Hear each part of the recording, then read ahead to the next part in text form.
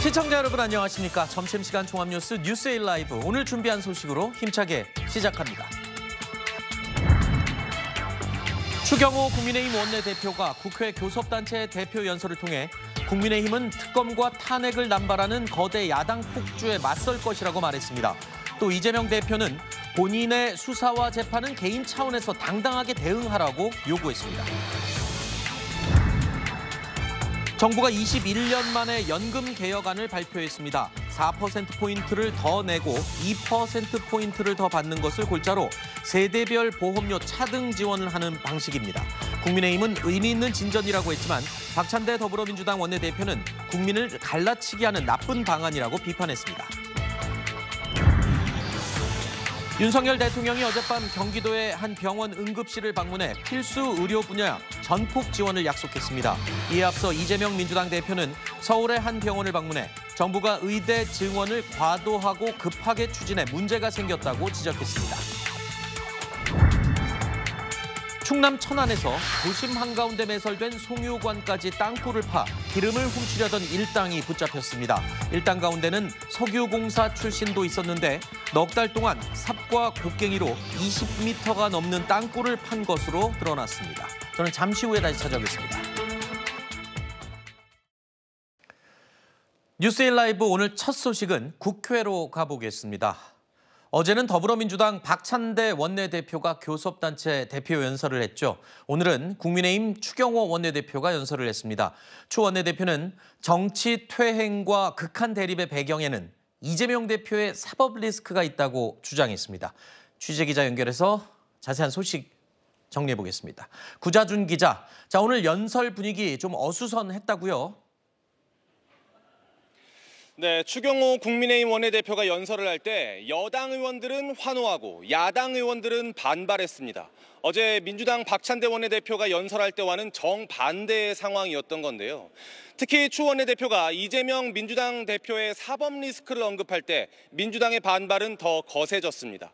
추 원내대표는 민주당의 탄핵 남발을 입법 폭주, 입법 농단이라고 강도 높게 비판하면서 지금의 정치 퇴행과 극한 대립의 궁극적인 배경에 이재명 대표의 사법 리스크가 있다고 주장했습니다. 이 대표를 방어하기 위해 민주당이 민생은 외면한 채 대통령 탄핵을 운운하면서 극한 대결에 몰두한다는 건데요.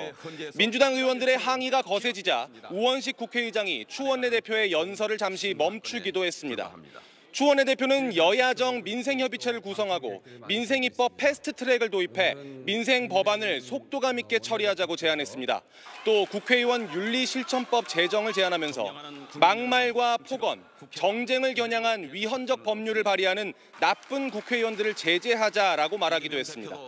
또 윤석열 대통령이 추진하는 4대 개혁과제인 연금개혁과 의료개혁, 노동개혁과 재정개혁을 반드시 이뤄내겠다고 강조했습니다. 지금까지 국회에서 전해드렸습니다.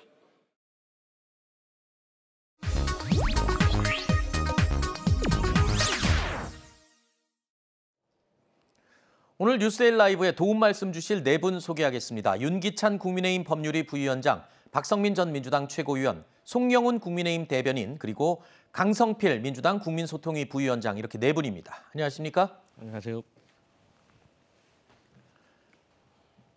정부가 어제 연금 개혁안을 내놨습니다. 핵심 내용을 몇 가지 살펴보겠습니다. 정부는 매달 소득에서 떼는 국민연금 보험료율을 9%에서 13%로 올리겠다고 밝혔습니다. 그리고 혜택을 받게 되는 소득 대체율은 현행 40%를 돌려받는 곳에서 개편한 것은 42%로, 쉽게 말해서 4%를 더 내고 2%를 더 받겠다, 이렇게 발표했습니다. 정부 연금 개혁안의 가장 핵심 가운데 또 하나가 있죠. 보험료가 오르는 속도가 세대마다 다르다는 겁니다. 자, 50대부터는 해마다 1%포인트씩 오릅니다. 하지만 20대는 0.2%포인트씩 올려서 결국에는 이 개혁안이 시행이 된다면 보험료율 13%에 도달하는 시기가 50대의 경우는 4년 뒤면 4%가 오르고 20대의 경우는 16년 뒤인 2040년이 되는 겁니다. 자, 연금 개혁은 법 개정이 필요하겠죠. 그래서 이제 공은 국회로 넘어갔습니다. 하지만 여야 정치권의 반응은 극명하게 엇갈렸습니다. 한동훈 대표는 이번 정기국회가 골든타임이라면서 민주당을 압박했습니다. 연금 개혁이라는 것은 전 세계적으로 봐도 모두를 만족시킬 수 있는 답을 낼 수 있는 영역은 아닙니다. 그렇지만 미루면 국가적으로 큰 문제가 생기고 누군가는 반드시 적기에 해내야 할 개혁이죠. 이번 정기국회가 골든타임입니다. 모수개혁부터 확실히 논의를 완료해야 합니다. 자, 국회 과반 의석을 차지한 연금 개혁의 열쇠를 쥐고 있는 민주당. 자, 민주당은 정부 안에 동의할 수 없다는 입장을 밝혔습니다. 진성준 정책위 의장의 목소리입니다. 지난 국회 연금개혁 공론화 결과 더 내고 더 받자라고 하는 국민적 합의를 역행했습니다. 올해 국민연금 가입자 평균 기준 소득 월액은 약 300만 원입니다. 한 달에 27만 원 내던 연금 보험료가 39만 원으로 12만 원 인상됩니다. 22년을 납부할 경우에 연금액이 69만 3천 원으로 3만 3천 원 늘어납니다. 국민의 노후 소득보다 재정 안정만을 챙기려는 정부의 속내가 여실히 드러난 방안이다, 이렇게 생각합니다. 자, 연금 개혁안의 핵심 내용들에 대해서 여야의 입장이 극명하게 엇갈리고 있는 건데요. 특히 이 세대별로 보험료 인상 속도가 다른 부분, 바로 이 부분이 논란이 되고 있습니다. 여야의 반응이 가장 극명하게 엇갈리는 지점인데요. 일반 국민들 사이에서도 본인이 어디에 해당되느냐에 따라서 반응이 많이 다른 것 같습니다. 일단 야당 측에서는 세대 간의 갈라치기 하는 나쁜 경우다, 이렇게 얘기하는데 국민의힘 입장에서는 어떻습니까? 이 부분에 대해서. 저는 여기서 어떻게 세대 갈라치기라고 하는 단어를 떠올릴 수 있는지 참 민주당의 반응이 이해하기가 어렵습니다. 우리 국민연금의 역사를 보면은요, 이것은 세대 간 형평성을 확보하기 위한 어떤 최소한의 조치다, 그렇게 보여지는 측면이 있어요. 국민연금이 1988년에 처음 만들어졌을 때 보험료율은 불과 3%였습니다. 그런데 소득 대체율이 70%나 됐거든요. 그러다가 이제 70%, 60% 점점 낮아져서 지금 40%까지 온 겁니다. 그래서 앞 세대는 그동안에 이제 국민연금을 사실은 굉장히 많이 받아갔고, 그걸로 인해서 조금 안정화되지 못한 국민연금의 상황을 이제 젊은 세대들이 떠안아야 되는 그런 상황이 된 것이죠. 그렇다면은 앞으로 이제 더 많은 부담을 나눠줘야 될 젊은 세대들에게 그 부담이 일어나는 속도라도 조금 완화해서 국민연금에 있어서 세대 간 형평성을 도모할 필요가 있다라는 것입니다. 즉 이것은 세대 간 갈라치기가 아니라 오히려 국민연금이 국민적으로 공고한 기반 위에서 계속 지속 가능성을 확보하기 위한 그런 최소한의 조치다라고 말씀을 드려야 될 것 같고요. 네. 민주당으로서는 이것을 무조건 세대 갈라치기라고 반대를 하고 볼 것이 아니라 앞으로 이것은 국민연금 개혁 특위를 꾸려서 거기에서 어떤 속도 차이나 퍼센티지는 머리를 맞대고 논의를 하면 될 일이다. 덮어놓고 반대하지 말아달라는 말씀을 드립니다. 네, 세대 갈라치기라고 주장하는 부분, 글쎄요, 일단 젊은 층은 좀 천천히 오르기 때문에 부담이 덜하고 50대가 가장 부담이 돼요. 1년에 1%씩 오르고 결국에는 4%가 4년 만에 오르게 되니까요. 그런데 민주당 측에서는 지금 현재 민주당을 주로 지지하는 층이 40대, 50대이기 때문에 그거를 감안해서 지금 세대 갈라치기라고 비난하는 게 아닌가, 이런 지적도 있습니다. 그러니까 이런 면이 있습니다. 지금 50대에서 60대 같은 경우는 자식도 키워야 되면서 부모도 부양해야 되는 그런 어떤 사회적인 문화가 있는 반면에 앞으로 자라날, 앞으로 성장할 이 청년 세대는 사실 생각보다 자식과 부모에 대한 부담이 지금에 있는 50대, 60대보다는 적다는 그런 견해도 있고요. 그다음에 우리 진성준 의원이 말 잘하셨지만 300만 원 소득 받는 사람이 어쨌든 한 달에 보험료가 62만 원이 늘었단 말입니다. 그런데 나중에 대받는 거는 3만 3천 원 정도가 더 받는 거예요. 12만 원 내놓고 3만 3천 원 받는 건데, 결국 이 국민연금의 가치, 근본적인 취지는 노후에 내가 일을 하지 못할 때 어떤 생계 위험을 받지 않고자 하는 거 아니겠어요? 근데 그런 부분에 있어서 조금 더 부족한 것 같다. 또 지금 이제 이 연령, 그러니까 연금에 대한 개시 이 기간을 59세에서 이제 64세까지 5년 늘렸잖아요. 네. 그러면 이 5년간의 어떤 갭은 어떻게 메꿔질 것인가. 그렇기 때문에 이건 반드시 어떤 정년퇴직에 대한 어떤 노동 문제도 병행이 돼야 될 문제가 있고 네. 어쨌든 간에 국민들은 공론화위원회에서 보여줬듯이 더 내고 더 받고 싶다라는 의견을 반드시 피력을 했는데 이번 정부의 어쨌든 제안한 것을 보면 어떤 국민의 의견이 조금 소홀해진 것은 아닌가. 그래서 물론 일본과 같은 경우도 더 내고 덜 받지만 일본 같은 경우는 노인 기초연금을 또 충실하게 뒷받침을 해주고 있는 면이 있기 때문에 네. 어쨌든 국회에서 논의를 통해서 좀 더 디테일하게 보완을 해야 되겠다 이런 말씀 드리겠습니다. 네. 일단 세대별 보험료 차등 인상 부분, 이 부분이 지금 굉장히 첨예하게 대립하는 부분인데 진성준 민주당 정책위 의장 이런 생각을 갖고 있다라고 또 설명을 했습니다. 들어보실까요? 세대별 보험료율 차등 인상도 합리성을 결여한 편협한 발상에 불과합니다. 세계적으로 유례가 없고 우리나라에서도 학술적으로도 검토된 바가 없습니다. 정부가 덜컥 정책으로 공식화하는 것은 무모한 실험일 뿐입니다. 세대는 갈라치고 노후 보장은 깎아내린 정부 안에 동의할 수 없습니다. 국회 공론화 결과를 거부하고 연금개혁 특위를 구성하자고 주장하는 것도 이해하기 어렵습니다. 조기용 장관도 어제 브리핑에서요. 국회 합의가 아주 중요하다라고 강조를 했습니다. 연금 투기는 여야정 협의체를 설치해달라고 요청을 했는데요. 하지만 여야는 어디에서 연금 개혁 논의를 할지도 아직 정하지 못한 상태라고 알려져 있습니다. 논의 주체를 어디로 할지 이거부터도 벌써 의견이 엇갈리는데 글쎄요. 국회에서 논의할 과정 벌써부터 지금 험해 보입니다. 근데 이제 연금 특위를 만드느냐, 이제 특위를 만든다는 거는 여러 상임위원회에 걸쳐서 있는 문제를 해결하기 위한 거잖아요. 근데 이제 보건복지라는 단독 상임위에서 하자는 게 민주당 안 같은데 현재는. 네.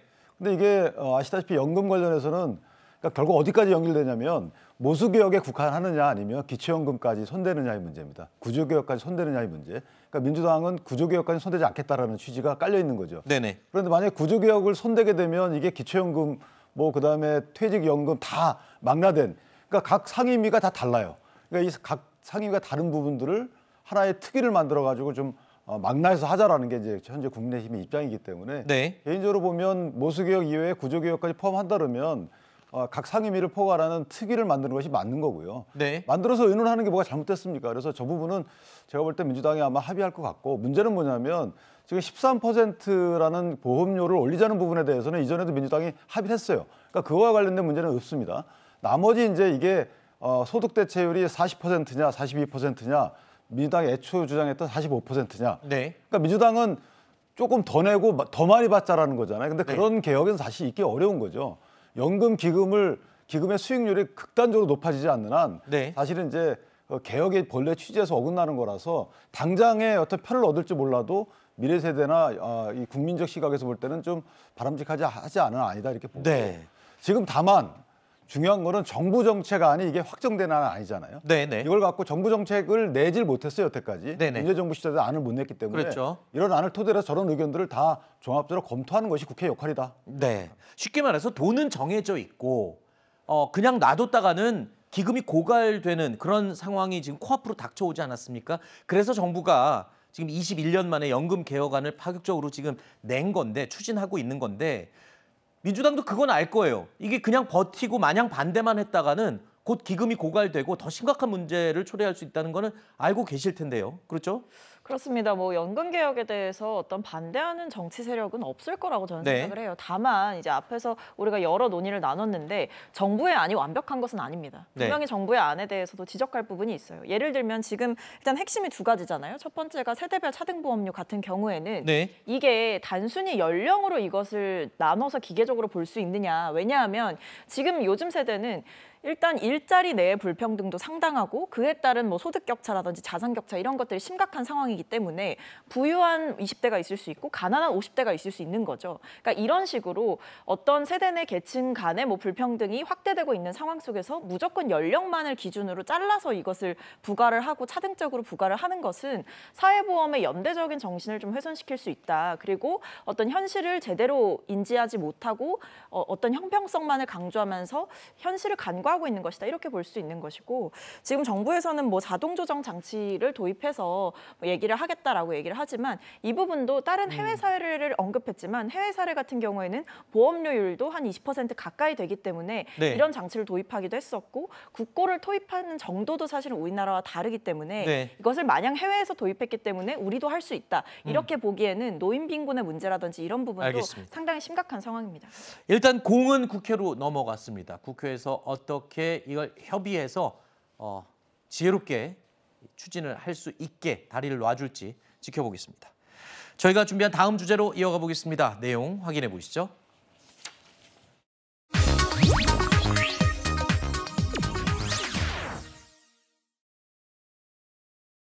잘 나눠진 것 같아요.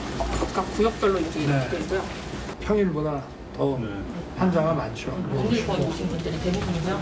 중환자실로 간다. 네, 중환자실에서 한 자리 이상하고 혹시라도 뭐 의료진들이 힘들고 고생하는지 제가 좀 현장 점검을 좀 받습니다. 건강하게 나가십시오. 추석 연휴를 앞두고 응급실 대란의 우려가 커지고 있죠. 이런 상황에서 어제였습니다. 윤석열 대통령이 직접 응급실을 찾아 현장 점검에 나섰습니다.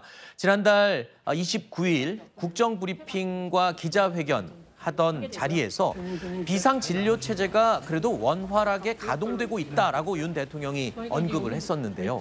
일주일 사이에 상황 판단에 조금 변화가 느껴지는 것 같습니다. 대통령이 직접 의료 현장을 방문한 걸 보면 말이에요. 일단은 지금 이 의료 현안에 대해서 면밀하게 챙겨보겠다는 그런 의지의 표현으로 받아들여집니다. 사실 이 의료 현안은 정확한 현황 파악과 상황 인식이 공유될 필요가 있다라고 하는 목소리가 많이 있었죠. 이 점을 언론에서도 그동안에 많이 지적을 했고, 그다음에 의료계에서도 예를 들면은 그 응급실을 지금 고군분투하면서 지키고 있는 응급의학과 교수가 직접 방송에 나와서 생생한 그 상황을 르포처럼 이렇게 증언하듯이 국민들께 말씀을 드리기도 했습니다.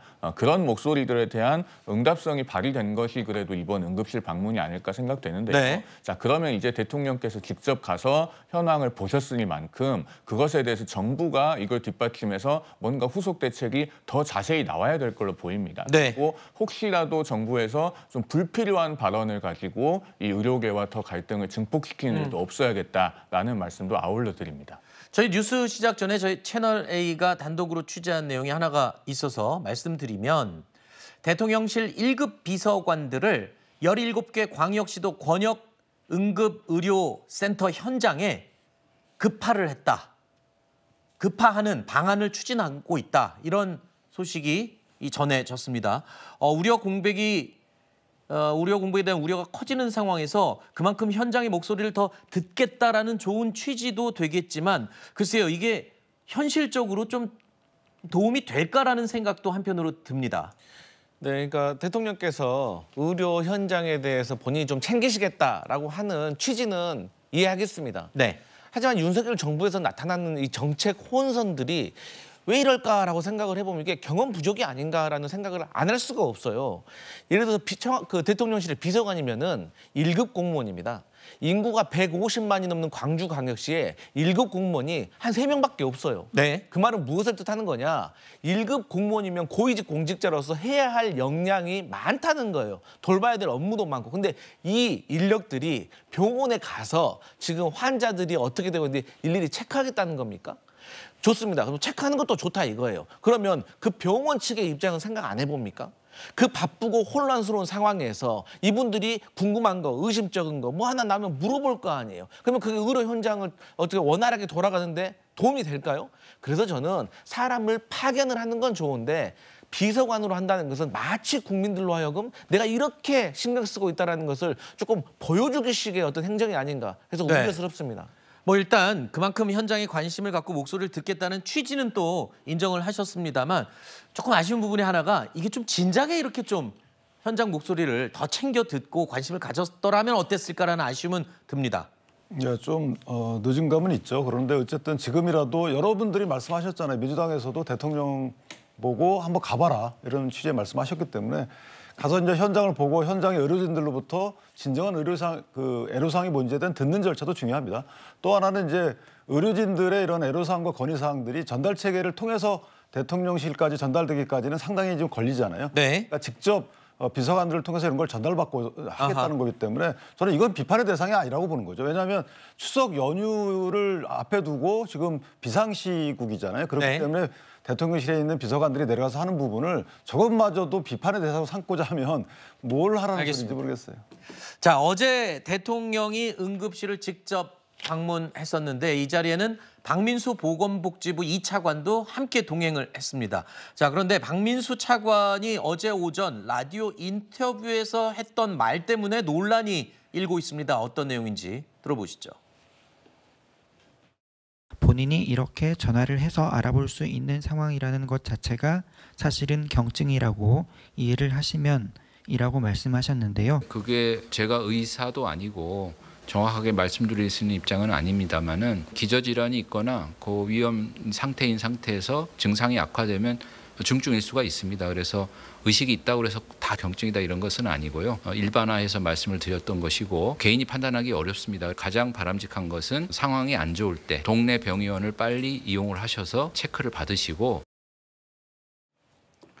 자, 본인이 전화를 해서 치료 가능한지 여부를 알아보는 것 자체가 경증 아니냐라는 발언을 하면서 지금 의료계에서는 비판의 목소리가 높아졌습니다.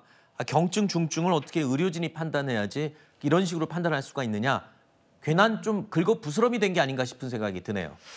뭐 대통령께서 그 응급의료 체계가 원활하게 돌아가고 있다라고 하신 말씀만큼이나 지금 이 복지부 차관의 발언도 어떤 현실과 굉장히 동떨어진 발언, 달나라 발언이다. 저는 이렇게 생각을 합니다. 그러니까 지금 보면 이 응급의료 현장에서 이런 이야기도 나오거든요. 처음에는 경증으로 진단을 받아도 뭐 추가적으로 검사를 하다 보면 중증으로 이제 발견이 되는 경우도 있고 증상이 가벼웠다가도 무거워질 수가 있는 것이 어떤 환자의 생명과 직결된 부분인데 이 부분을 이렇게 단순화해서 보는 것 자체가 어떤 이 사태의 심각성을 제대로 인지를 못하고 있는 것 아니냐라는 생각이 들게 하고요. 네. 그리고 지금 단순히 응급실을 문을 열어놓는 게 문제가 아니라 지금 보면 응급실을 거쳐서 배후 진료를 받아야 되는데 그 배후 진료를 해줄, 그러니까 맞춤형 진료를 해줄 그 담당 의사들이 존재하지 않으면 응급실 문만 열어놓는다고 지금 현장의 목소리가 불만이 해결되는 것이 아니다. 이런 지적들이 있는데 이 부분에 대해서 정부는 계속 응급실 가동률만을 얘기하고 있고 뭐 누구를 파견한다 이렇게만 얘기를 하고 있지 현실적인 대책을 못 내놓고 있습니다. 전 심각하다고 봅니다. 자, 여야 대표 회담에서 의료 공백 사태 해결에 여야 대표가 서로 머리를 맞대기로 했죠. 자, 한동훈 대표와 이재명 대표 역시 잇따라서 응급실 현장을 방문했습니다. 지난 2일이었죠. 응급실을 방문한 한동훈 대표에 이어서 어제는 이재명 대표가 응급실을 찾았습니다. 한숨 소리가 좀 서로 많았다는 말씀드립니다. 상황은 매우 안 좋다는 우리가 이미 알고 있는 내용들을 그리고 뭔가 좀 근본적인 대책을 신속하게 수립하지 않으면 의료 현장이 우리가 일반적으로 생각하는 것 이상으로 심각한 붕괴 상황에 처할 수도 있겠다는 생각이 다시 한번 들었습니다. 정부의 이런 일방적이고 과하고 급한 의료 증원 강행이 사실은 재고될 필요가 있다는 점은 저희도 공감합니다. 너무나 상황이 심각하기 때문에 종합적으로 근본적인 전면 재검토를 좀 해야 되지 않냐 그런 생각이 들긴 합니다. 자, 윤 대통령과 여야 대표 모두 일제히 의료 현장으로 뛰어나갔습니다. 이걸 보면 지금 추석 연휴를 앞두고 최대 쟁점으로 떠오른 게 지금 의료 개혁 그리고 의료 사태 이 부분인 것 같습니다. 서로 지금 적극적으로 나서서 좀 국민들을 의식하는 것 같아요. 그렇습니다. 사실 이 의료 현안은 정말 여야가 머리를 맞대고 해결해야 될 문제고 국민들께서 염려가 많으시기 때문에 빠른 해결이 필요합니다. 다만 이것을 어떤 정치인들의 주도권 경쟁으로 해석하는 것은 좀 맞지 않겠다라는 생각이 들고요. 정말 이 문제만큼은 뭐 이런 그 주제를 가지고 내가 부각되어서 국민들께 점수를 따겠다 이런 사심을 갖고 대하는 정치인이 있다면 그것은 국민들께 좋게 받아들이기 매우 어려울 거라고 생각합니다. 그리고 이재명 대표가 지금 이제 그 종합적으로 근본적인 전면 재검토를 해야 되지 않느냐 이런 말씀을 하셨는데 지금 오늘이 9월 5일이죠. 다음 주 월요일부터 이제 대학교 수시 모집이 또 본격적으로 들어가잖아요. 9월 9일부터. 그러면은 지금 이 시점에 와서 2025학년도 의대 정원 증원을 되물릴 수 있는가에 대해서 정확한 답을 하셔야 됩니다. 사실은 일요일에 여야 대표회담을 할 때는 2025년 의대 정원 증원은 이제 와서 어떻게 할 수 없다라고 이재명 대표가 얘기했다고 전해지고 있지 않습니까? 그런데 저 현장에 가서는 또 다른 말씀을 하신 것처럼 들려요. 사실은 지금 야당이 비판을 하는 입장에서는 구체적인 대안이 없이 얘기를 하는 게 참 편합니다. 연금 개혁하고 비슷하죠. 그런데 정말로 문제를 풀고 싶으면 구체적으로 뭘 어떻게 하겠다는 것인지에 대한 플랜도 가지고 말씀하셨으면 좋겠다라는 말씀을 아울러 드립니다. 자, 이재명 대표는 우리가 생각하는 것 이상으로 심각한 붕괴 상황에 처할 수 있다라면서 우려를 드러냈습니다. 하지만 대통령실과 정부의 인식, 온도차가 역시 있습니다. 그런 우려의 목소리를 많이 하십니다. 의료 붕괴 상황 아니냐. 굉장히 어렵다. 현장을 보실 때 내가 확인한 곳이 전부라고 생각해서는 절대 안 됩니다. 전체적으로 의료 현장이 어떻게 돌아가고 있는지를 확인하는 게 정확한 모습을 확인하는 거다. 의료 현장에 어려움이 있다는 것은 인정을 했고요. 그런데 어려움이 있다고 해서 마치 내일 모레 모든 의료기관이 붕괴라는 표현이 뭔가요? 그게 의료기관이 문을 닫고 환자 진료를 못하는 상황인데 왜 그런 표현들을 써가면서 국민 불안을 가중시키는 표현들을 하시는지 잘 이해가 되지 않습니다. 자, 의료 현장에 어려움이 있지만 붕괴라는 표현까지 쓸 정도의 상황은 아니다. 이런 설명입니다. 그런데 응급실 진료를 제한하거나 축소하는 병원들이 계속 늘고 있는 건 또 현장에서 실제 벌어지는 상황이기 때문에 글쎄요. 이걸 과도한 불안감으로 봐야 할지 아니면 실제 위험한 상황이라고 인식을 해야 될지 보는 우리도 헷갈리는 상황인 것 같습니다. 자, 이런 상황에서 박찬대 민주당 원내대표 일단은 어제 교섭단체 대표 연설에서 이렇게 얘기했죠. 여야의정 협의체를 구성하자라고 제안을 했습니다. 의료 대란 해결을 위한 여야의정 비상협의체를 제안합니다. 체면을 따지거나 여야를 가릴 때가 아닙니다. 여야가 머리를 맞대고 의료계와 정부도 참여해 사회적 대타협을 끌어내야 합니다. 국민의 생명을 볼모로 잡고 고집 피울 때가 아닙니다. 민생을 위해서 많은 대화를 하고 많은 협의를 해야 한다는 말씀드리죠. 국민의힘 의료개혁 특위를 보강해서 응급실 등의 의료 현장의 상황을 점검하고 필요한 조치를 찾아 나가겠다는 말씀을 드립니다. 응급실과 수술실 등의 의료 현장의 공백과 불안이 생기는 것을 집권 여당의 중요한 임무라고 생각합니다.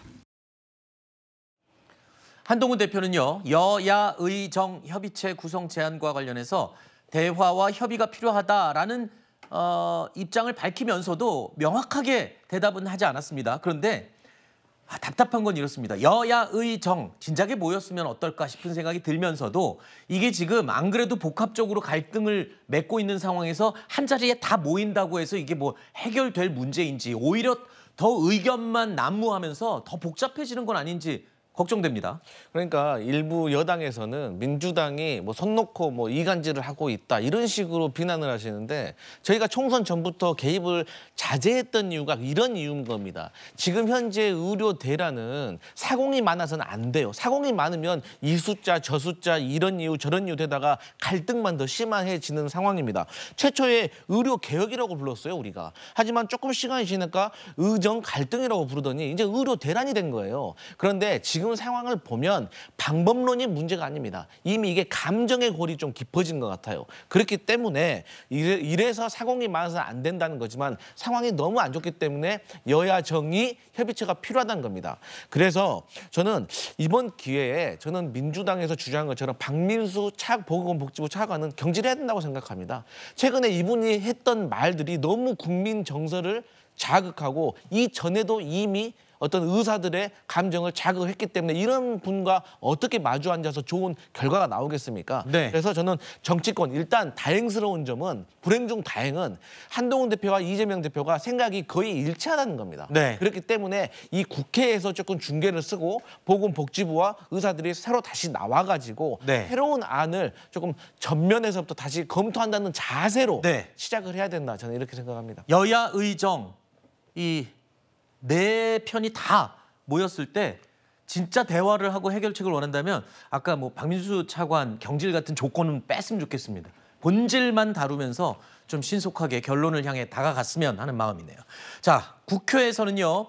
교섭단체 대표 연설 어제 오늘 이틀간 계속 이어지고 있죠. 서로를 겨냥한 날선 발언들이 계속 쏟아졌습니다.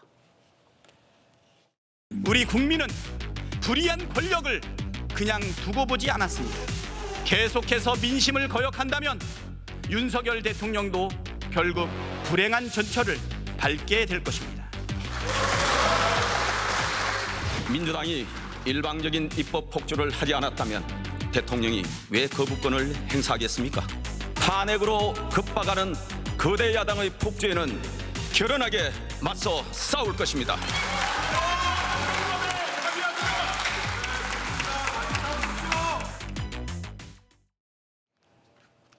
자, 연설이 진행되는 동안 국회에 견학 왔던 초등학생들이 고성이 오가는 것을 보고 무섭다고 얘기를 했다는군요. 자, 국회 대통령이 국회 개원식에 참석하지 않은 것을 두고도 국회에서는 아직도 정치 공방이 또 이어지고 있습니다. 어제 조국 대표는 윤 대통령을 향해서 1987년 이전 독재 대통령의 모습이다라고 비판을 했습니다. 1987년 민주화 이후 국회 개원식에 오지 않은 유일한 대통령입니다. 불참 이후로 야당의 피켓 시위가 예상된다고 말했습니다. 윤 대통령은 야당 피켓 시위도 감당하지 못하는 겁쟁입니까? 대통령 없는 국회 개원식 날 대통령은 미국 상원 의원단과 부부 동반 만찬을 했습니다. 공교롭게도 이날은 김건희 씨 생일이었다지요. 검찰 수사로 고통받는 전임 대통령과 가족들과 대비되는 김건희 씨의 행복한 생일 파티. 정말 이런 대통령, 이런 영부인 처음입니다. 자, 대통령이 국회 개원식에 참석하지 않은 것을 두고 야당의 비판이 계속 이어지자 정진석 비서실장이 등판을 했습니다. 개원식에 가지 말라고 건의한 건 본인이었다. 이렇게 해명을 했더군요. 오죽하면 뭐 본인이 그런 말씀을 했겠냐라는 취지인데 어쨌든 개인적으로 보면 정진석 실장의 저 말은 실수죠. 저렇게 하면 안 되는 것이고 가라고 했어야 되는 것 같고요. 다만 이제 박찬대 원내대표는 대통령이 개원식에 불참한 명분을 줬어요. 사후적으로. 그러니까 만약에 교섭단체 원내대표 연설에서 협치를 강조하고 민생법안에 관련된 말씀을 많이 하셨다면 그랬으면은 대통령이 국회에 안 간 명분이 상당히 없어진 거죠. 그런데 불구하고 모든 지금 그 교섭단체 대표 연설의 방점은 대통령을 인정할 수 없다는 거 아니겠습니까? 차라리 대통령이 없었으면 좋겠다 뭐 이런 취지 저는 들려요. 심지어는.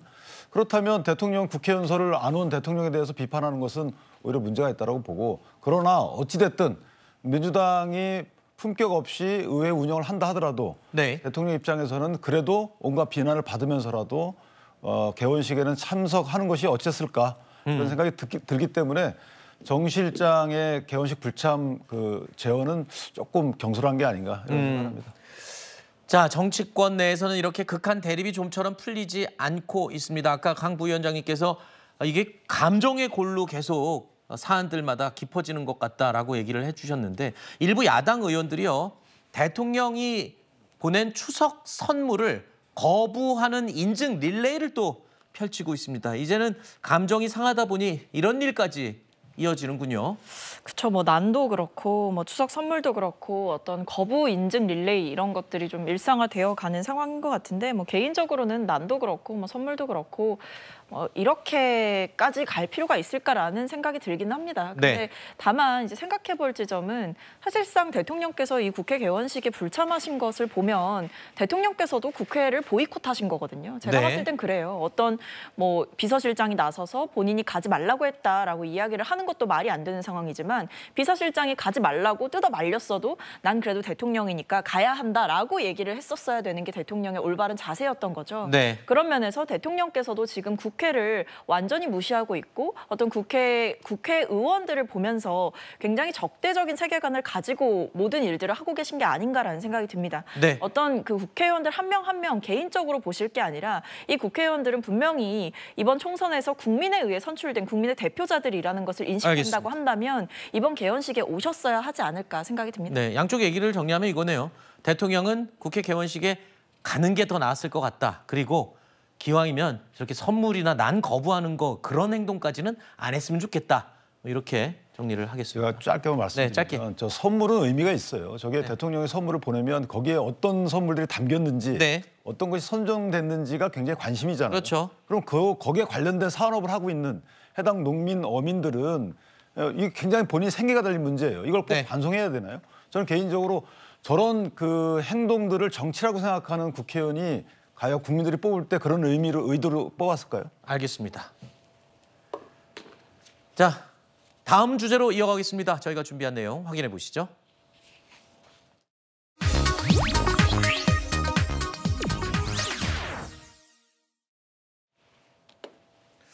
자, 여러분.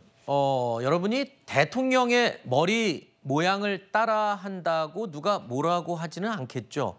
또 연예인이 공항에서 입은 옷을 따라 입는다고 해서 문제가 되지도 않습니다. 너무도 당연한 얘기겠죠. 그런데 바로 북한에서는 이런 행동들이요 단속 대상에 포함이 된다는 겁니다. 어떤 패션이 문제가 된 건지 영상 보시죠.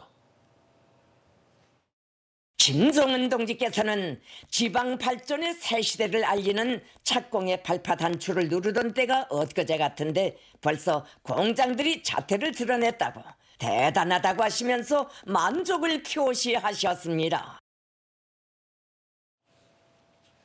영상으로 보신 것처럼 진짜 통바지, 이렇게 통이 큰 바지인데요.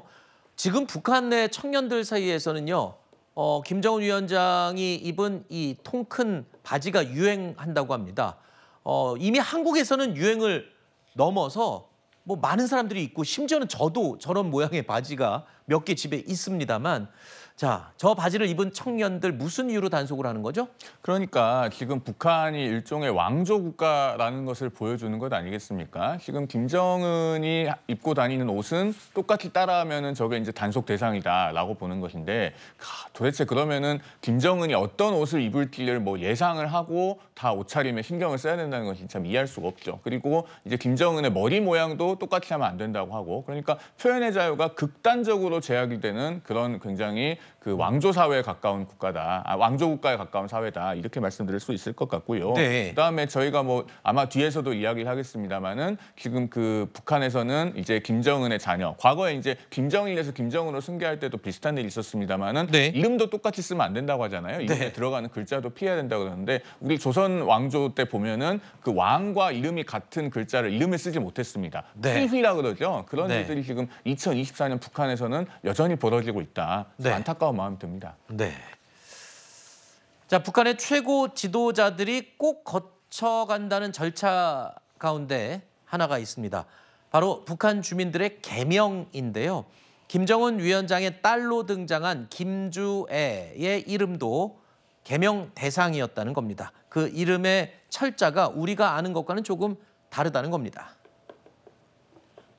북한에서 저는 김주애를 김주예로 알고 있었고 많은 북한 주민들이 그렇게 알고 있습니다. 그리고 북한에서 애라는 이름을 잘 쓰지 않는 이유는 애가 사랑 애자니까 이제 사랑이라는 걸 조금 촌박하게 보는 분위기가 많거든요. 그래가지고 애를 잘 쓰지 않습니다. 그리고 주예 하게 되면 빛나는 앞날의 주인이 된다라는 의미가 되지만은 주애 하면 그 어떤 결합 의미가 안 오거든요. 이민보완성 주민들을 상대로 주예라는 이름을 가진 대상들의 이름을 거칠 때 대해서 공고해 왔다는 팩트에 대해서 제가 알고 있거든요.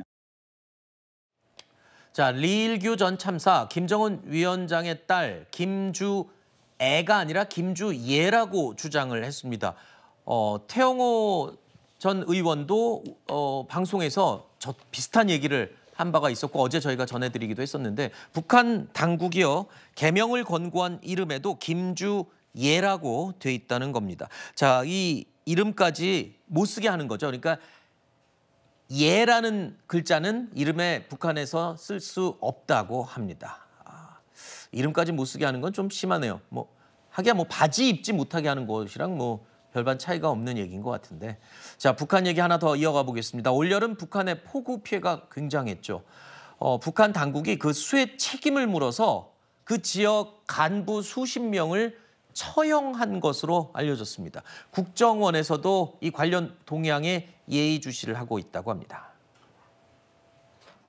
김정은 동지께서는 큰 물 피해 방지 대책을 전혀 세우지 않아 재난적인 상황을 초래하고야만 해당 국가기관과 지방의 일꾼들의 직무태만 행위를 엄하게 질책하셨습니다. 간부들이 이제 그 체제에 많은 환멸을 느끼는 건 뭐냐면 김정은 위원장의 즉흥성, 막 정말 간부들 자체가 언제 목이 떨어져 나갈지 모를 정도로 그런 불안감에 이제 휩싸이게 만들거든요. 간부들이 이거 안 되겠다 이렇게 계속 가다가는 내가 언제 목이 떨어지고 온 가족이 멸망할지 모르겠다. 김정은 위원장이 책임자 엄벌을 지시한 것은 알려졌습니다만 지역 간부들 여러 명을 한꺼번에 처형까지 할 줄은 정말 상상도 못했습니다. 사실 수해가 나서 사람들이 죽어나가는데 파티하고 기념행사 했던 건 김정은 아니었습니까? 그런데 이제 이 자강도 당 책임비서는요, 우리나라로 따지면 이 도의 도지사격입니다. 그러니까요. 그리고 이 자강도가 군수 물자가 핵심적으로 집약되어 있는 지역이기 때문에 상당히 군수 물자에 대해서 핵심적인 역할을 했던 서열 30위 정도의 높은 당 간부가 가는 자리인데 여기에 대해서 이제 수해에 대해서 책임을 물어봐가지고 처벌까지 했다는 소식이 들려오는데 이거는 아무래도 본인의 어떤 이유로 지도력으로 인해서 잘못된 인재에 대해서 어떻게 보면은 당 간부에게 책임을 떠넘긴 듯한 그러한 모습으로 보여지고 있습니다. 자, 이런 가운데 어제 또 많은 분들이 긴급 문자 많이 받으셨죠. 북한이 25일 만에 또 오물풍선을 날렸습니다. 매년 강하게 반발하던 한미연합 연습, 훈련 기간에는 좀 잠잠했었는데 훈련 다 끝나고 나니까 또 이제서야 또 오물풍선을 날렸어요.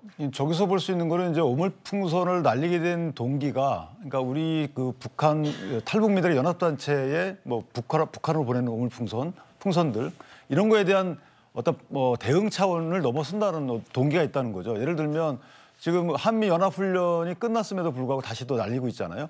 원래는 한미연합훈련을 도발 행위로 보고 거기에 대응해서 날렸어야 되는데 그렇게 안 했단 말이죠. 네. 그렇다면 한미연합훈련 때에는 뭔가 감시 장비가 조금 더 촘촘한 감시 장비가 작동이 되고 그럼 본인들의 오물풍선을 날리는 그런 경위 등 그런 동기 이런 것들을 들키지 않기 위해서 한 것이다. 그렇다면 오물풍선을 날리는 것에 대해서는 군사적 동기도 있을 수 있다. 예를 들면 나중에 저강도에 도발을 하기 위한 뭔가 맵을 그린다든가 그런 차원에서 보면 저 부분을 단순히 오물풍선이라고 저희가 명명하고 대응할 것이 아니고 뭔가 군사적 동기가 숨어 있을 수 있다. 그래서 앞으로 조금 더 도발 행위가 강해지지 않을까 이런 대비책도 정부에서 강구해야 될 것으로 보입니다. 알겠습니다.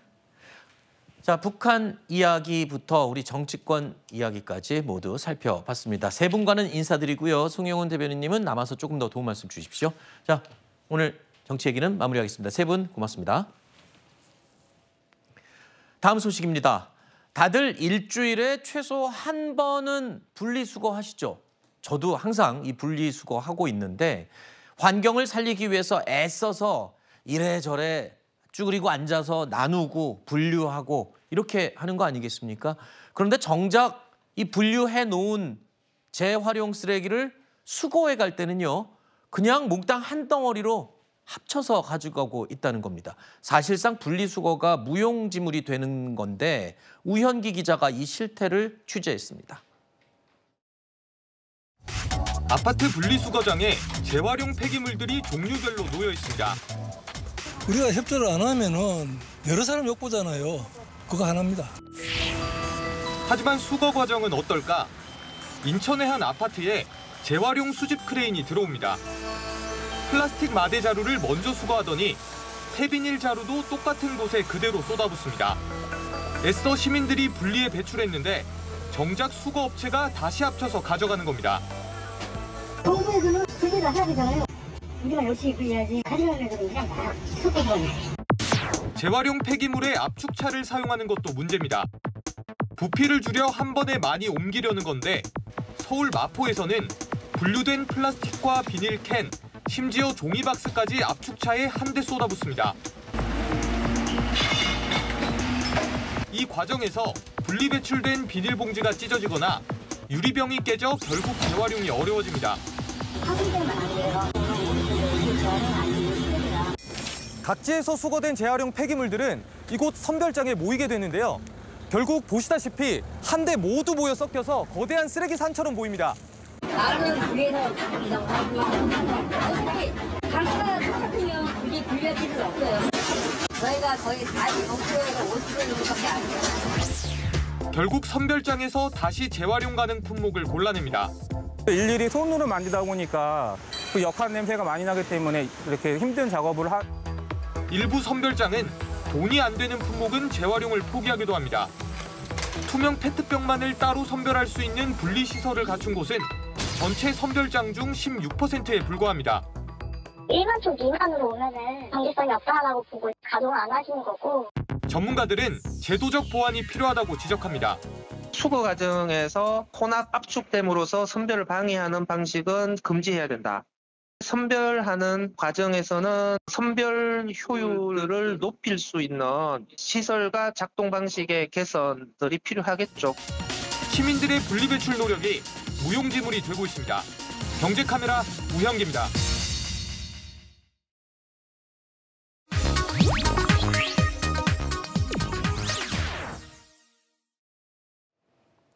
이번 이야기부터는 손정혜 변호사가 또 도움 말씀 함께 주시겠습니다. 안녕하십니까? 안녕하세요. 여러분, 도유라는 말 아십니까?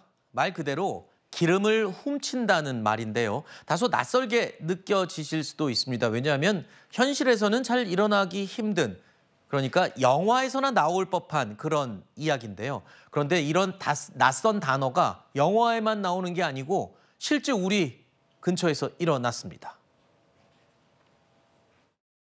천공의 명수, 일명 핀돌이.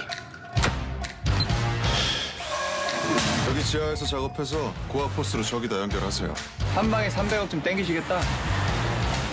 성금 5억에 잔금 5억. 진행하시죠. 한 달 안에 작업 끝내요. 왼쪽으로 10도 더 틀어. 이틀만 연장해주면 기름 만땅 채워서 300억 벌게 해줄게. 못 끝내면 네 목숨은 낼 거다. 오케이. 자, 여러분, 이렇게 영화처럼 땅굴을 파고 석유를 훔치려고 하는 사건 충남에서 실제로 일어났습니다. 지금 영상 보고 계시는데요. 자, 이 땅굴입니다. 평범한 창고 1층으로 보였던 곳 아래에는 저렇게 긴 땅굴이 20여 미터가 뚫려 있는데요. 삽과 곡괭이로 직접 파낸 땅굴이라고 합니다. 기름을 훔치기 위해서 송유관이 있는 근처까지 저렇게 땅굴을 판 건데, 손 변호사님, 저렇게 해서 결국 기름을 훔쳤답니까? 아닙니다. 그 송유관까지 한 9m를 남기고 덜미가 잡혀서 경찰에 검거가 됐는데요. 좀 놀라운 일이죠. 무려 네. 4개월 동안 삽과 곡괭이로 이용해서 저렇게 땅굴을 팠고 저 위에 있는 건물, 창고 건물도 본인들이 이제 임대를 해서 마치 물류센터인 것처럼 간판을 걸어서 네. 이렇게 어떤 위장 방식으로 저렇게 오랫동안 작업을 했다는 건데 삽과 곡괭이를 이용해서 16m를 파는 게 쉬운 일은 아닙니다. 아, 그렇죠. 이 기계를 이용하는 경우에는 적발될 가능성이 높기 때문에 이렇게 스스로 삽과 곡괭이로 이렇게 나갔다는 것이고요.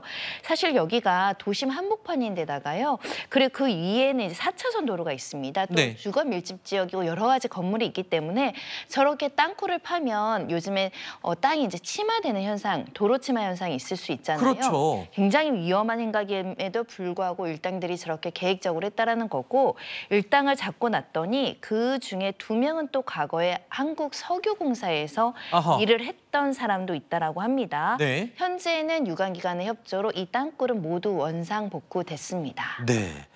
아니, 그러니까 석유공사에 근무했던 직원까지 지금 동참해서 이 일당 한마디로 고양이한테 생선을 맡긴 격이 된 건데 이렇게 땅굴을 파서 기름을 훔치려던 시도 처음이 아니었습니다. 지난해에도요. 청주의 한 모텔을 통째로 빌려서 땅굴을 판 사례가 적발이 됐죠. 보시는 것처럼 나름 촘촘하게 나무 판자, 쇠기둥 그리고 벽과 천장까지 이렇게 만들어서 땅굴을 팠는데요. 하지만 이때도 송유관까지 불과 30cm를 앞두고 범행이 들통나서 계획은 결국 수포로 돌아갔습니다. 그런데 이 기름을 훔치는 도유 범죄의 경우에 관련 범죄로 처벌을 받은 이후에도 또다시 이 도유에 도전을 한다고 하는데 아니 이거 왜 그런 겁니까? 그러니까 이게 그 범죄자들 입장에서는 네. 범행에 들이는 어떤 비용에 대비해서 성공했을 때 이익이 굉장히 크다고 생각하는 것 같아요. 실제로 네. 그런 측면이 없지 않죠. 그런데 이게 2000년대 초반부터 이 도유 범죄는 굉장히 지속적으로 이 양형 강화의 필요성이 제기가 되었습니다. 그런데 이번에도 지금 실형을 선고받고 복역하고 나온 사람이 또다시 이런 범죄를 저지르려다가 실패했다는 거 아니겠습니까? 네. 그래서 이게 쉽게 잘 근절이 안 되는 것 같고 그래서 저는 이게 법원이 정말 그 양형 기준을 좀 대폭 강화해야 되는 것이 아닌가 하는 생각이 듭니다. 그러니까 이게 훔치려다가 실패하면 결국은 절도 미수로 처벌을 받을 텐데 아하. 사실은 이 얻을 수 있었던 잠재적인 경제적 이익이 얼마나 되고 사회적 위험을 얼마나 초래하는지까지를 모두 다 양형 요소에 좀 충분히 고려를 해서 네. 양형을 대폭 올려야 되는 것이 아닌가 하는 생각이 개인적으로 듭니다. 해외 사례의 경우에는 이렇게 송유관에 구멍을 내서 기름을 훔치려다가 폭발해서 엄청나게 많은 사상자를 낸 사고도 있었습니다. 이게 보통 위험한 일이 아닌 거죠. 자, 다음 소식도 알아보겠습니다. 영상과 함께 준비했는데요. 화면 보시죠. 지난 7월 서울의 한 골목입니다. 한 남성이 비틀거리며 걸어가는 모습인데요. 그런데 이 남성 갑자기 주차돼 있는 택시에 다가가더니 난데없이 사이드미러를 주먹으로 내리칩니다. 이어 남성은 다른 골목으로 또 이동하는데요. 이번에도 가만히 서 있는 트럭의 사이드미러를 주먹으로 때립니다. 그런데 이 남성 또 어디론가 이동을 합니다. 심지어 골목에 가만히 서 있던 한 시민에게 아무런 이유 없이 얼굴에 주먹을 휘두릅니다. 신고를 받고 경찰이 출동했는데요. 이 남성 또 다른 골목에서 오토바이를 넘어뜨리고 걸어가는 순간 경찰에 체포당했습니다. 손 변호사님, 저 남자 도대체 왜 저런 겁니까? 네, 좀 이상해 보이죠? 서울경찰청에서 그 영상을 공개한 내용을 보고 계신데 제목이 차량 손괴, 시민까지 때린 이상동기 범인 추적 검거입니다. 이상동기라는 겁니다. 네. 이 남성에게 왜 이런 짓을 했는지 물어봤을 때 그냥 사람들에게 시비를 걸고 싶었다라고 하면서 무작위로 저렇게 사이버 미러를 친다던가 지나가는 사람 얼굴을 때린다던가 오토바이를 쓸어 넘어뜨리는 여러 가지 이제 행각을 벌인 것인데요. 네. 일단은 이 신고를 받고 출동한 경찰에 의해서 현행범 체포가 됐지만 이 경찰관이 이 사람을 제압하거나 체포되거나 신고하지 않았더라면 또 다른 피해자가 계속 발생할 수 있는 상황이거든요. 그렇죠. 알고 봤더니 오전 4시경에 술에 취한 상태였다라고 알려지고 있습니다. 자, 이상동기 범죄. 그런데요, 이런 비슷한 일이 대구에서도 또 있었습니다. 시민들이 이 출근길에 정말 깜짝 놀랄 수밖에 없던 일인데 출근 시간에 흉기를 들고 거리를 활보하면서 마구 흉기를 휘두른 여성이 또 체포가 됐더군요. 이건 또 어떻게 된 겁니까? 네, 출근 시간대였고요. 흉기를 들고 저렇게 한 70대 여성이 길거리를 활보하면서 뭐 칼을 들고 바닥에 떨어뜨렸다가 주웠다가 또 이런 행동들을 휘두르는 행동도 반복하다 보니까 위험성을 간지한 사람이 있었는데 바로 지자체에서 이 CCTV를 모니터링하는 요원이 이것을 관찰을 했던 겁니다.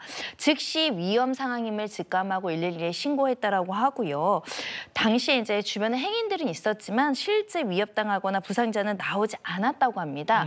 하지만 만약에 검거되지 않았다라면 추가 피해가 발생할 여지가 있었던 사건이고 이렇게 CCTV 관제센터에서 모니터링을 하는 것으로 범죄를 예방하는 일이 굉장히 많아지고 있습니다. 맞아요. 네. 실제로 올해만 지금 대구 남구 CCTV에서 이제 보여진 화면이었는데 12건의 범죄 현장 절도를 포착해서 경찰을 범인에 인계하기도 했었고요. 특히 청소년 폭행이나 사건 사고 대응 예방만 133건. 굉장히 관제요원들이 범죄 예방에 중요한 역할을 하고 있는 것 같습니다. 길거리에 이렇게 쫙 서 있는 차에 문이 열린 차를 골라서 빈 차 처리를 하던 범인도 이 관제센터 요원이 보고서는 이상을 감지해서 현장에서 체포를 하는 일도 있었거든요. 관제센터 요원들 너무 감사합니다. 앞으로도 좀 더 면밀하게 지켜봐 주시기 바랍니다. 자, 다음 사건 하나 또 영상으로 준비했습니다. 영상 보시죠. 어제 오전 수원의 한 3층짜리 건물에서 불이 났습니다. 소방관들이 급히 진화에 나섰는데요. 파란 지붕 위에 여성 한 명이 쓰러져 있습니다. 잠시 후 구조돼 들것에 실려가는 모습인데요. 맨발의 남성이 이 뒤를 따라갑니다. 화재가 발생한 집 안에는 95살 할머니와 37살 손자가 함께 있었는데요. 일촉즉발의 상황, 손자는 할머니를 끌어안고 건물 3층에서 창문 밖으로 뛰어내린 거였습니다. 자, 보신 것처럼 지붕에서 할머니를 끌어안고 뛰어내린 이 손자, 할머니를 우선 내려두고요. 홀로 1층으로 내려와서 구조 요청을 다시 했다고 하는데요. 관련 목소리 이어서 들어보시죠. 할머니 먼저 좀 구해봐요. 보니까 시커먼 영예는 어떤 애가는 할머니 밑에 떠줬다고 빨리 할머니 구해달라 하더라고. 그 119 와서 할머니 도시가 나와갖고 구급차를 싣고 이제 가고. 손자도 되게 착하더라고요. 할머니를 극진하게 병원도 모시고 가고 할머니한테 손자 손녀가 엄청 착하고 잘했다고 그러더라고요. 자, 이웃 주민들에 의하면 인지 기능이 떨어지고 거동이 불편해진 할머니를 보살피고 있었던 손자라고 하는데 다니던 직장까지 관두고 할머니를 돌볼 만큼 효심이 깊었다는 이야기가 들리고 있습니다. 자, 그러면 이 할머니 어떻게 됐습니까? 너무 안타깝습니다. 보시는 것처럼 3층 건물에서 현관을 통해서 이제 할머니를 구조하려고 했는데 상황이 여의치가 않았습니다. 네네. 그래서 저 3층에서 밑에 있는 패널 지붕으로 이제 안고 이제 탈출을 했는데 네. 3층에서 2층으로 떨어지는 충격이 있었겠죠. 그래도 그렇죠. 손자가 꽉 안고 있었습니다. 네. 그런 상황에서 할머니가 또 요 패널에서 이제 구조요원들에게 이제 옮겨지면서 들것에서 한번 또 떨어지는 일이 발생을 했다고 해요. 네. 처음에 구조했을 때는 손자가 할머니를 안고 뛰어서 할머니가 생명인 지장이 없다 이렇게 보도가 나왔는데 결국 치료받는 도중에 아이고. 사망을 했습니다. 손자도 할머니를 정말 꼭 구하고 싶어서 3층에서 저렇게 안고 뛰었을 텐데 결론적으로는 굉장히 좀 안타깝지만 요즘에 화재 일도 많고 이렇게 대피하지 못해서 뛰어내리는 일고 있는 상황인데 네. 할머니가 워낙에 고령이고 90대시다 보니까 신체적으로 외압의 충격을 이기지 못했던 것으로 보입니다. 알겠습니다. 안타까운 소식이었네요. 자, 다음 소식도 계속 이어가 보겠습니다. 서울시 체육회가 전 펜싱 국가대표 선수죠. 남현희 씨에게 지도자 자격정지 7년 조치를 최종 의결했습니다. 남현희 씨는 지난해 천정조 씨와의 스캔들을 시작으로 펜싱 아카데미에서 일어났던 비위들이 밝혀지면서 논란의 중심에 선 적이 있었죠. 남현희 씨의 과거 목소리 짧게 들어보겠습니다. 굉장히 해결을 많이 해줄 것처럼 전청조가 했기 때문에 제가 의지를 많이 해서 이런 일이 발생됐던 것 같아요. 뭔가를 성공하려고 차린 것도 아니었고 많은 분들이 펜싱을 좋아해 줬으면 좋겠고 우리 지도자들이 일자리가 없어서 도와주고 싶어서 시작했던 게 최대한 이게 안정적으로 잘 해결될 수 있도록 저도 노력할 거거든요. 그래서 그 부분은 좀 믿고 기다려 주셨으면 좋겠어요.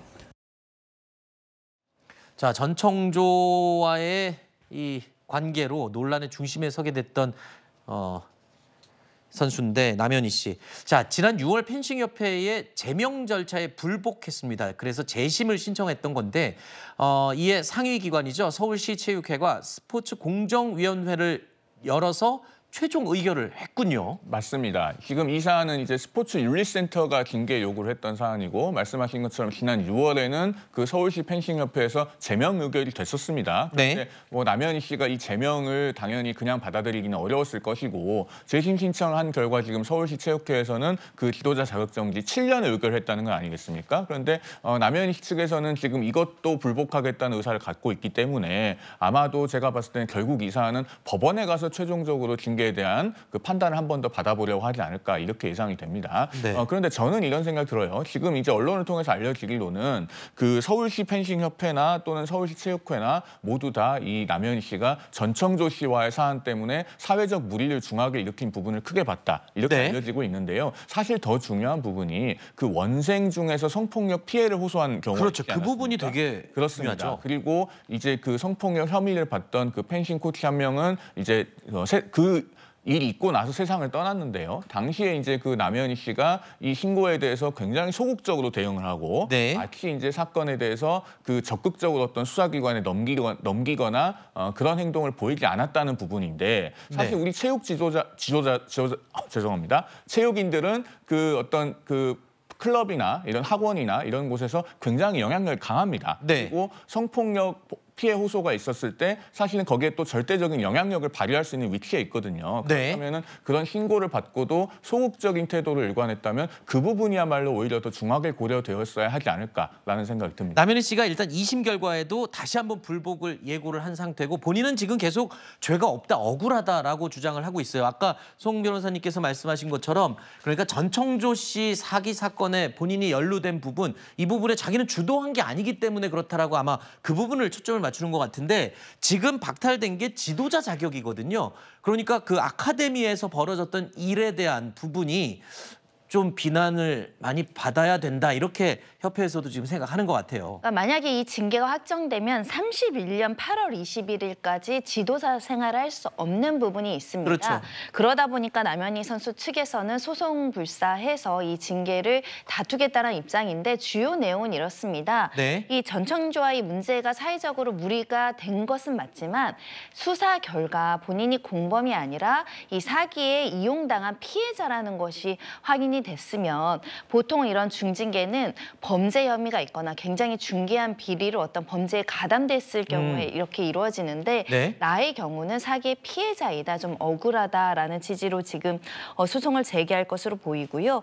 그래서 사실은 이 전청조 사건으로 사회적 무리, 품위 훼손으로 이렇게 중징계가 이루어졌는가, 성폭력 사건에 적극적으로 대처하지 않고 신고 의무가 있는 사람이 신고를 하지 않았는가, 어느 사유인지도 굉장히 중요한 것 같고요. 사유가 인정된다라고 하더라도 징계 양정이 다른 선수들에 비해서 가혹하다. 그럼 법원이 또 감경하거나 이게 무효 취소 이야기가 나올 수 있거든요. 그 점은 최종적으로 사법부의 판단이 있을 것 같습니다. 그러니까 지금 이 지도자 자격 박탈 징계와 지금 법원에서 진행되는 이 재판과는 또 별개의 문제인 거죠? 지금이 이제 징계 절차가 체육회에서 끝난 거고 체육회의 결과를 가지고 법원에서 이것을 다툰다는 의미입니다. 알겠습니다. 그 부분은 혹시 헷갈리실까 봐 다시 한번 확인을 했습니다. 자, 저희가 사건, 사고 소식까지 두루두루 살펴봤습니다. 두 분과는 인사드리겠습니다. 오늘 나와주셔서 고맙습니다. 자, 오늘 아침에 서울이 26도로 시작했습니다. 다시 열대야가 나타났다는 이야기인데요. 다만 한낮에는 더위가 조금 주춤하겠다는군요. 자세한 날씨 기상캐스터 연결해서 물어보겠습니다. 문단영 캐스터, 자, 오늘 한낮 어떻습니까? 네, 어제 한낮에 33도를 웃돌았던 서울은 오늘 29도에 머무는데요. 중부 곳곳에 내리는 비로 더위가 잠시 꺾이는 겁니다. 하지만 비의 양이 많지는 않아서 비가 그친 뒤에는 기온이 다시 오르겠습니다. 오늘 비는 중부와 전북, 제주에 내리겠는데요. 자세한 비의 양은 제주에 최대 20mm, 그 밖에 내륙은 5에서 10mm 정도로 많지 않겠고요. 밤에 대부분 그치겠습니다. 반면 비가 내리지 않는 지역은 구름만 많겠고 특히 동쪽과 남부를 중심으로 기온도 크게 오릅니다. 충청 이남을 중심으로는 자외선도 강하게 내리쬐겠습니다. 서쪽 지역 곳곳에 폭염주의보는 여전한 가운데 한낮에 춘천 28도, 광주 32도, 강릉과 대구 33도를 보이겠습니다. 내일 동해안에는 비가, 내륙에는 소나기가 지나겠고요. 달력상 가을이지만 한낮의 늦더위는 당분간 이어지겠습니다. 오늘 밤부터 제주 해안과 남해안에 물결이 강하게 밀려올 수 있어서 주의하셔야겠습니다. 지금까지 서울광장에서 날씨 전해드렸습니다. 점심시간 종합뉴스 뉴스에일 라이브 오늘 순서 마칩니다. 저는 내일 점심시간에 다시 찾아뵙겠습니다. 고맙습니다.